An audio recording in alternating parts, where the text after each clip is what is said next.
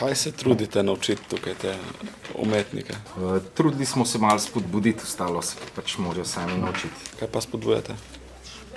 Ustvarjalnost. Kakšen je, Tako so rekli, no. kakšen je najboljši oziroma najučinkovitejši način za spodbuditi ustvarjalnost? Če poslušajo, pa ni težko, drugače pa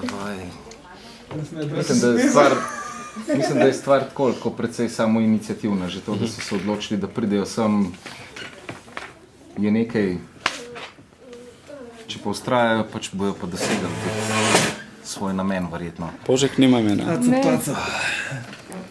Kakšna je pa zgodba tega Požka?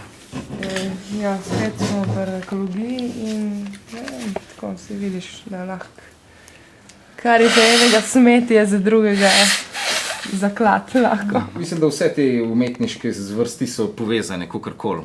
Pač rabiš, ne vem, idejo, rabiš skico, za karkoli delaš, za sliko, za strip, za film. Ne vem, pač neka ideja, ki mora biti napisana, dostikrat tudi narisana ali ilustrirana ali kakorkoli. Tako da ilustracija pomeni, da osvetljuješ neko idejo pač in jo jasno izraziš najlažje prek skice ali risbe ali kakorkoli. Sem si predstavljala to kot nek portret oče in hčerka.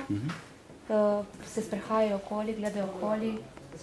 Hčerka sprašala očeta, kako je, oče, kaj je to. A je bilo vedno tako in oče vedno tiho. Kaj pa pri stripu bolj pomembno? Ideja ali koliko znaš to idejo pol preliti na papir? Ideja. Ideja je najvažnejša za karkoli. Prej ste imeli jam session, ne? Tako je.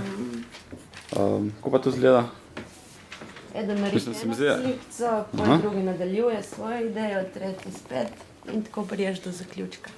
Ful zanimivega in zabavnega. Kdo je pa prvo slikco narisal? Vsak si je začel svojo zgodbo, potem se je to zalepilo gor na steno in nadaljevalo. V bistvu tle so zbrane vse, ki so nastali včeraj, smo pač naredili en šopek za vsega. Tako, lahko jih bereš kot celoto, kot eno štorje, lahko bereš pa kot zaključene. To je pač izbira bralca. Koliko cajta ste ustvarili vse skupaj? Vse skupaj je včeraj trajalo od 11 do 5.